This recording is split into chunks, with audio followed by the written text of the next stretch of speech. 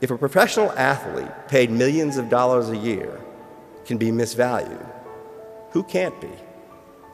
If the supposedly pure meritocracy of professional sports can't distinguish between lucky and good, who can? The Moneyball story has practical implications, but to me it has a broader and less practical message. Don't be deceived by life's outcomes. At that moment, I was sure really of only one thing. I was of no possible economic value to the outside world. I had majored in art history, for a start. Even then, majoring in art history was regarded as an act of insanity. I was almost certainly less well prepared than you are for the marketplace. Yet somehow, I've wound up rich and famous. Sort of. I'm going to explain briefly how that happened, and because I want you to understand just how mysterious careers can be before you go out and have one for yourself. But at Princeton, studying art history, I felt really the first twinge of literary ambition. It happened while I was working on my senior thesis. I wrote at nights without much effect, mainly because I hadn't the first clue what I should write about. One night, I was invited to a dinner where I sat next to the wife of a big shot of a big Wall Street investment bank, Salomon Brothers. She more or less forced her husband to give me a job.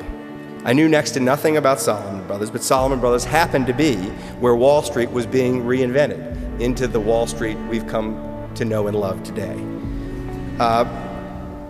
When I got there, I was assigned almost arbitrarily to the very best job in the place to observe the growing madness. They turned me into the house derivatives expert. A year and a half later, Salomon Brothers was handing me a check for hundreds of thousands of dollars to give advice about derivatives to professional investors. Now I had something to write about, Salomon Brothers. Wall Street had become so unhinged that it was paying recent Princeton graduates who knew nothing about money small fortunes to pretend they were experts about money. I'd stumbled into my next senior thesis. At that point, I called up my father, and I told him I was going to quit this job that promised me millions of dollars to write a book for an advance of 40 grand. There was this long pause on the other end of the line. You might just want to think about that one, he said. Why? I asked. You could stay at Salomon Brothers for 10 years, you could make your fortune, and then you could write your books, he said. But I didn't need to think about it.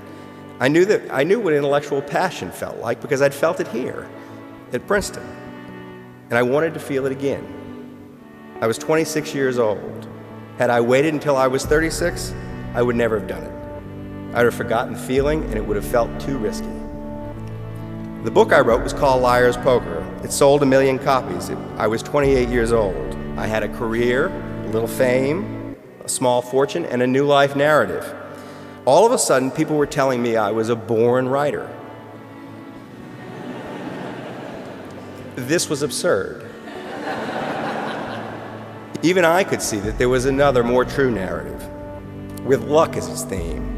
What were the odds of being seated at that dinner next to the Salomon Brothers lady, of landing inside the best Wall Street firm to write the story of the age, of landing in the seat with the best view of the business, of having parents who didn't disinherit me, but instead sighed and said, "Do it if you must," of having had that sense of must kindled inside of me by a professor of art history at Princeton, of having been let into Princeton in the first place. So this isn't just false humility, it's false humility with a point.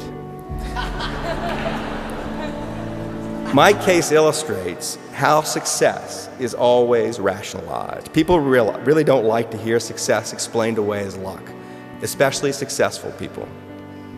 As they age and succeed, people feel their success was somehow inevitable. They don't want to acknowledge the role played by accident in their lives. There's a reason for this. The world doesn't want to acknowledge it either. I actually wrote a book about this called Moneyball. It was ostensibly about baseball, but it was in fact about something else. There are poor teams and rich teams in professional baseball, and they spend radically different sums of money on their players.